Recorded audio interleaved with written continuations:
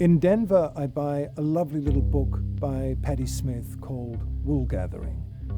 And she writes about having possessed a kind of knapsack full of souvenirs, a ruby, a spoon, the insides of a walkie-talkie.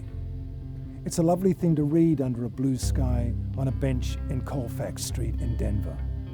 Right on, Patti. I pick her up by her braids and I drop her into my sick bag. I look inside. I can see a tiny Gertrude Stein and a little Emily Dickinson. I can see a miniature Philip Larkin pushing a lawnmower and a little wrinkly W.H. Auden. I can see a pygmy dressed as John Berryman with a bone through his nose, and loads of other people too. A small-scale, late-period Elvis, and a tiny John Lee Hooker with stars and striped socks, and a crazy little James Brown, and a bent-backed Hank Williams in a Resistol Rancher hat. These are the lollipop ladies with their severed heads on pikes, shepherding me across these lost and lonely highways and into your arms tonight. And in a dark, dejected corner of my sick bag sits a tiny Brian Ferry in a pair of blue swimming trunks in West Sussex in the summer of 2000. Stretched sky was blue, and so hot my wife was sick with it. She was 8 months pregnant with the twins, swollen and gasping for air, unrecognizable from the willowy woman I had married a year ago. She stepped out of the car, a beautiful elephant of woe, stepped out and onto Brian Ferry's driveway. My wife had come to visit Lucy Ferry. Brian was away on business. I was relieved. Who wants to meet their childhood heroes? Lucy showed us around the grounds.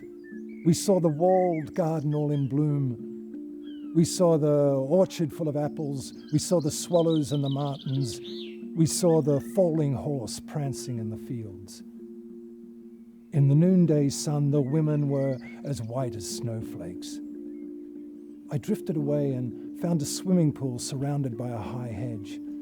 I took off my jacket and sat down on a lounger under an umbrella and fell asleep. I awoke to find Brian Ferry in his bathers standing in the swimming pool. He was white and handsome and very still. "I haven't written a song in years," he said. "Well, why? What's wrong with you?" I said. He gestured with an uncertain hand all about him. "There's nothing to write about," he said. Then he pushed off into the water. That night, I sat at my desk, writing in a frenzy, page upon page, song after song. I couldn't stop, but weeping too, hot, sobbing tears pouring down my cheeks. "Hey, what's the matter, baby?" said my wife, propped up in the bed.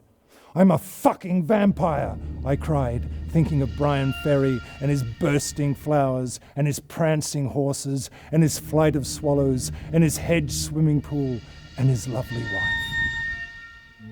"No, you're not. Come here," she said. I crawled onto the bed and my wife pulled the sheet away. "Listen," she said.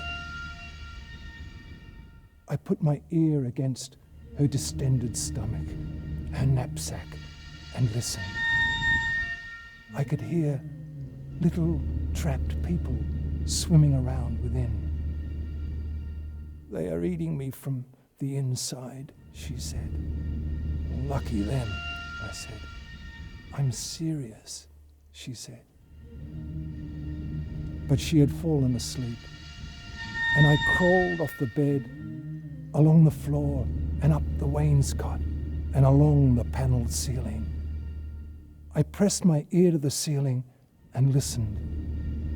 I could hear people gathering on the floor above. The ceiling vibrated. I recognized the voices as past collaborators going back many years. They sounded fatigued, as if depleted of oxygen maybe, or as if someone had siphoned their blood away. I could hear them sobbing and cursing and consoling each other. I fell asleep.